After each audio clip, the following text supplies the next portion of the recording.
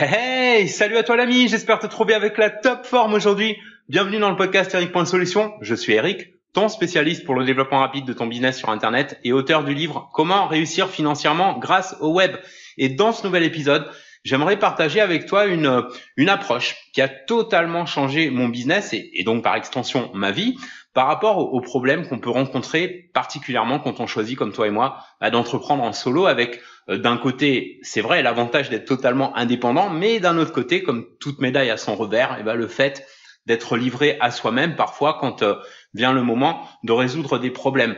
Or, à l'exception de problèmes vraiment graves que bien sûr je souhaite à personne, tous ces petits challenges qu'on peut rencontrer tous les jours quand on fait tourner une entreprise peuvent en fait être une bénédiction et sans aller jusqu'à chercher les problèmes ou ni sauter de joie au plafond à chaque fois qu'on en rencontre un, on peut s'en réjouir, le prendre comme un défi et s'en servir comme une occasion de progresser. Alors avant que tu me prennes pour un fou, laisse-moi te démontrer en quoi ta perception des problèmes peut faire une vraie différence pour toi avec deux impacts. Le premier sur ton niveau d'énergie et le deuxième par rebond sur les résultats de ton business. Ça te dit d'en savoir plus? Alors surtout, lâche pas la suite.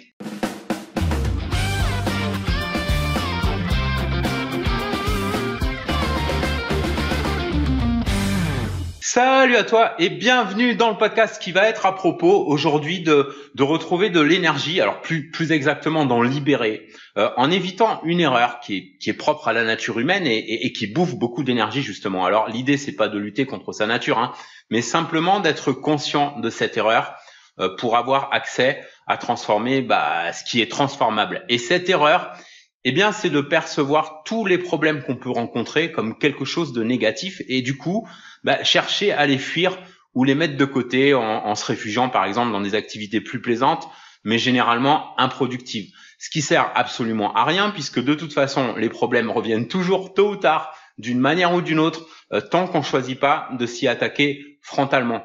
Dans la vie et encore plus dans la vie d'un business, c'est juste inévitable d'avoir des problèmes. Certains peuvent être évités ou contournés, mais pas tous. Alors peut-être jusque-là, je t'apprends rien.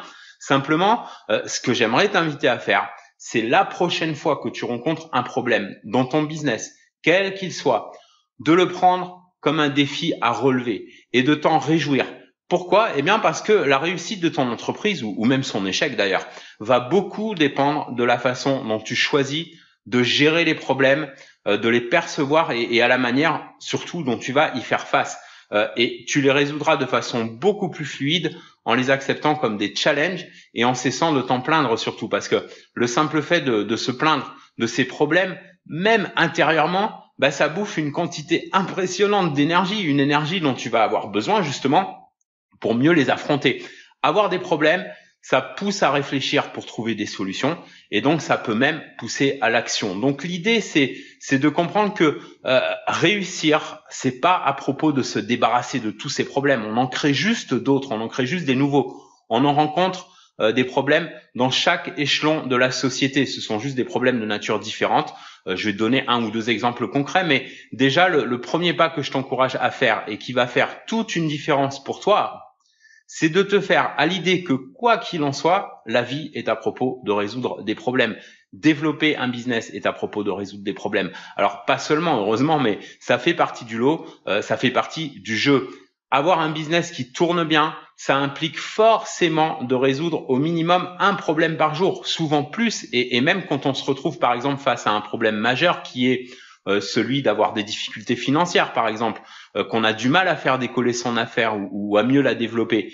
La question du coup, c'est pas de se demander comment est-ce que je peux me débarrasser de tous ces problèmes, mais plutôt d'abord comment je peux faire en sorte d'avoir d'autres types de problèmes à gérer. Exemple, entre un premier type de problème du genre comment je vais pouvoir m'en sortir financièrement et un deuxième type de problème du style comment je vais pouvoir gérer les taxes et autres complications maintenant que mes revenus ont triplé ou quadruplé, etc. Très sincèrement, à lequel de ces deux problèmes tu préfères avoir à faire face? Alors perso, tant qu'à devoir en affronter, je préfère le second type de problème plutôt que le premier.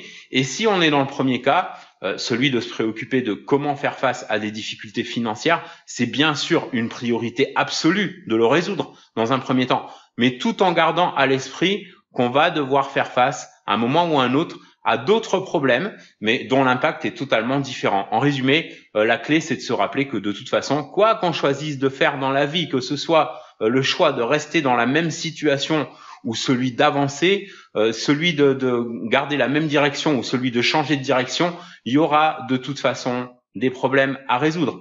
Bref, je vais grossir un peu le trait, mais à choisir entre des problèmes qu'on a quand on est dans la galère et ceux qu'on rencontre à chaque fois qu'on avance d'un pas, tant qu'à faire, je pense que tu es d'accord, autant accepter l'idée de résoudre des nouveaux problèmes plutôt que d'en avoir peur, de toujours chercher à les éviter à tout prix et du coup être freiné dans sa progression. Au contraire, cultive ton goût du challenge, prends-toi au jeu. C'est une perception qui va te donner de plus en plus de force et de détermination à chaque fois que tu vas te retrouver face à des problématiques à résoudre, qu'il s'agisse de tous ces petits challenges quotidiens auxquels on est confronté quand on gère sa propre affaire ou de défis plus importants. Voilà pour aujourd'hui. Alors si cet épisode a pu t'inspirer d'une manière ou d'une autre, n'hésite pas à prendre 2 secondes pour liker et partager avec un max de tes amis et collègues entrepreneurs qui cherchent à mieux faire face à leurs problèmes pour lancer ou développer leur business sur Internet de la façon la plus simple et la plus fun possible. Je te kiffe. À très bientôt l'ami. On se retrouve dans le prochain épisode, dans la prochaine conférence ou dans les liens en description de ce podcast pour t'accompagner dans ton aventure d'entrepreneur solo. En attendant, prends bien soin de toi et fais une différence dans ton business et dans ta vie aujourd'hui.